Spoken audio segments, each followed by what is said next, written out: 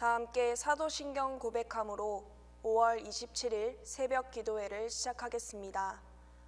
나는 전능하신 아버지 하나님 천지의 창조주를 믿습니다.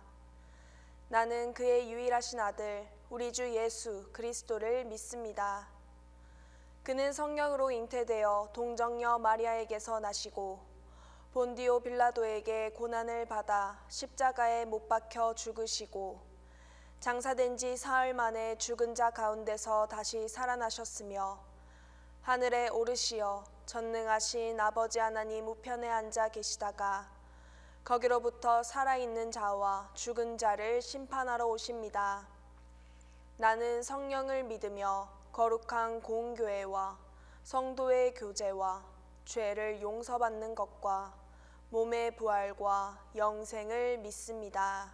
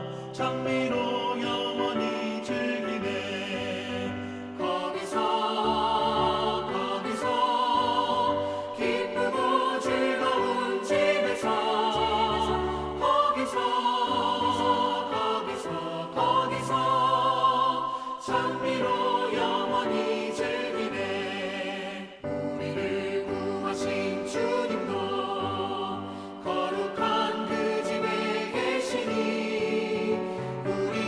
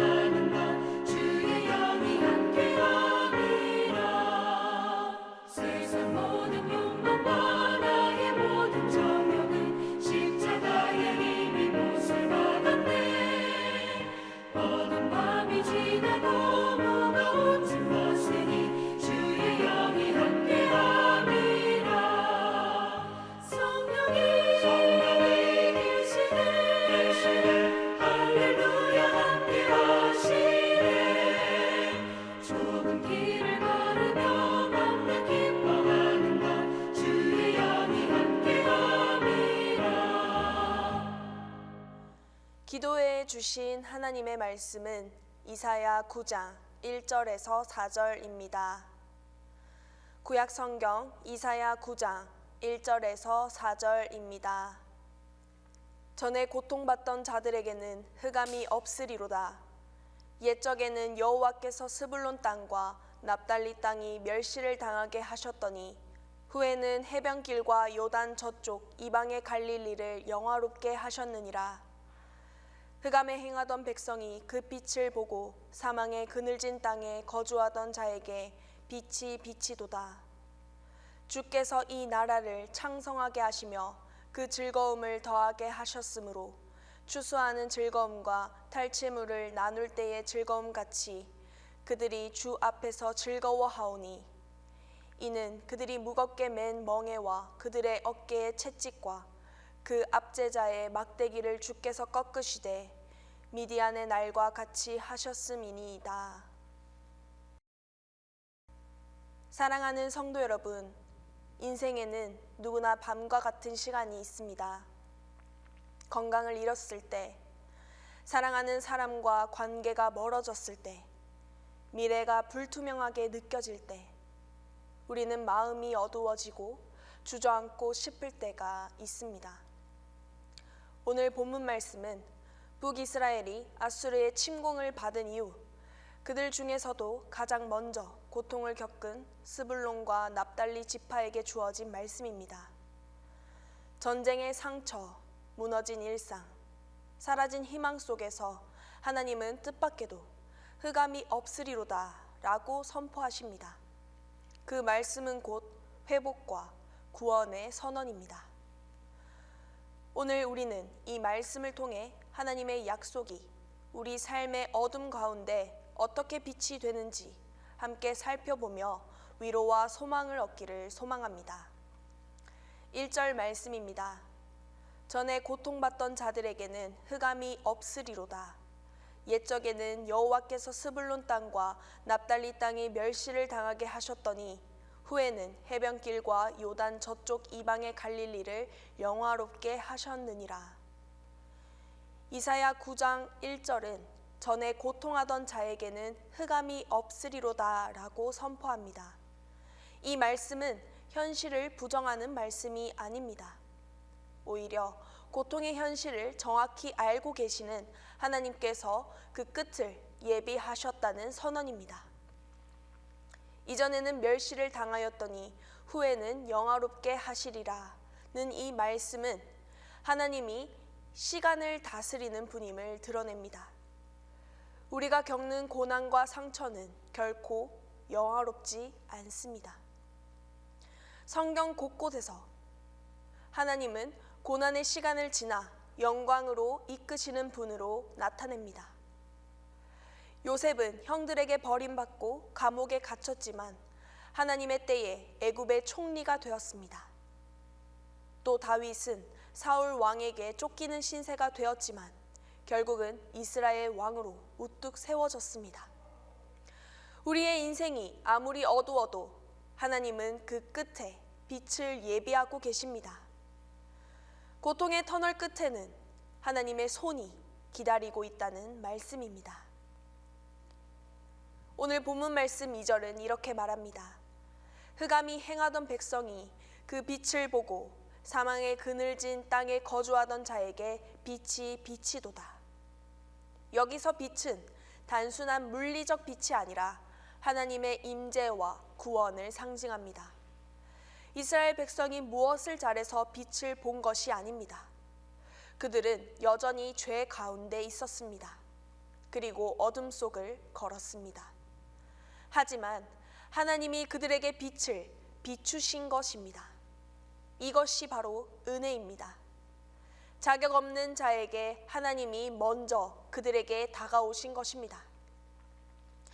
예수님께서 공생애를 시작하실 때 마태복음은 이 말씀을 인용합니다. 스불론 땅과 납달리 땅이 그 빛을 보았다는 오늘 본문 말씀, 이사야의 말씀이 예수님의 사역으로 성취되었음을 선포한 것입니다. 예수님은 어둠 속의 백성에게 참 빛으로 오신 분입니다. 오늘 우리도 스스로를 구원할 수 없습니다.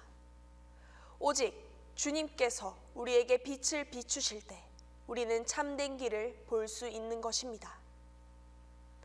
3절에서는 주께서 이 나라를 창성하게 하시며 그 즐거움을 더하게 하셨으므로 추수하는 즐거움과 탈취물을 나눌 때의 즐거움 같이 그들이 주 앞에서 즐거워하오니 라고 말씀하고 있습니다. 기쁨은 우리의 상황이 해결되었기 때문만은 아닙니다. 기쁨은 주 앞에서, 즉 하나님과의 관계 안에서 생기는 것입니다. 그래서 다윗은 주의 얼굴을 보는 것이 내게는 가장 큰 기쁨이라고 고백했던 것입니다. 여러분, 우리가 주님을 다시 바라보기 시작할 때 마음에 기쁨이 생겨납니다. 기쁨은 상황이 아니라 하나님의 임재로부터 오는 것입니다. 즉, 기쁨은 상황이 완벽하게 해결되지 않아도 하나님이 나와 함께 하심을 믿는 믿음에서부터 나오는 것입니다. 사랑하는 성도 여러분, 지금 삶이 많이 답답하십니까? 주 앞에 나아오시기 바랍니다. 우리의 진짜 기쁨은 세상의 조건이나 세상이 주는 기쁨이 아니라 하나님과의 관계 속에서 회복되고 생겨나는 것입니다. 4절 말씀입니다. 4절은 이렇게 말합니다. 이는 그들이 무겁게 맨 멍에와 그들의 어깨의 채찍과 그 압제자의 막대기를 주께서 꺾으시되 미디안의 날과 같이 하셨음이니이다. 하나님의 구원은 상징이 아니라 실제입니다. 하나님은 죄의 멍에, 두려움의 멍에, 실패의 멍에를 끊으시는 분입니다. 이스라엘 백성은 오랜 기간 바벨론의 포로가 되었고 아수르의 속국으로 살아야 했습니다. 그들의 자유는 빼앗긴 상태였습니다. 그러나 하나님은 그들을 잊지 않으시고 때가 참에 해방시키셨습니다.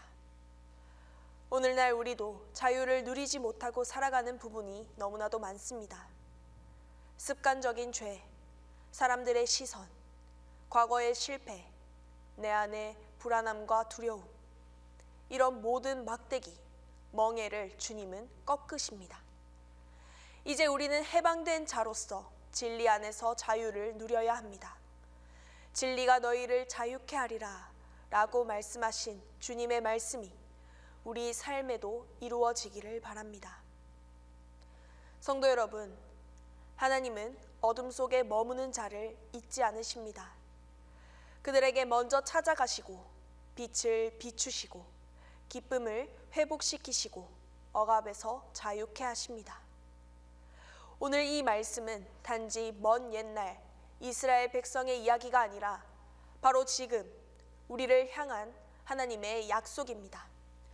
예수님께서 우리 인생의 어둠 가운데 오신 참 빛이심을 믿으시기 바랍니다.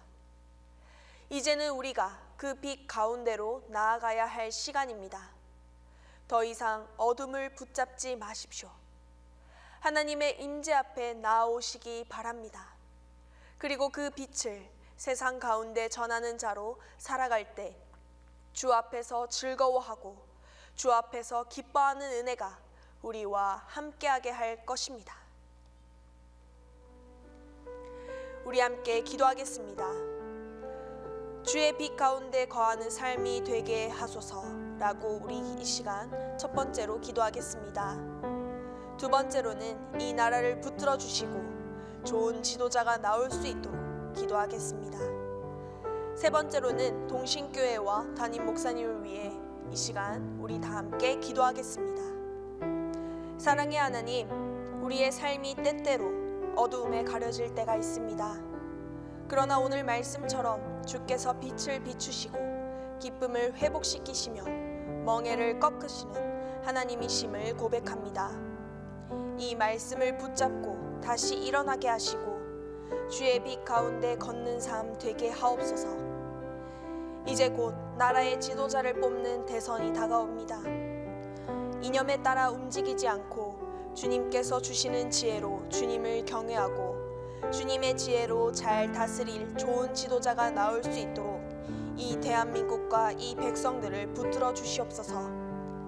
하나님이 사랑하시는 동신교회를 지켜주시고 교회에 나오는 모든 성도들이 주 안에서 행복하고 즐겁게 살 수 있도록 함께하여 주시옵소서.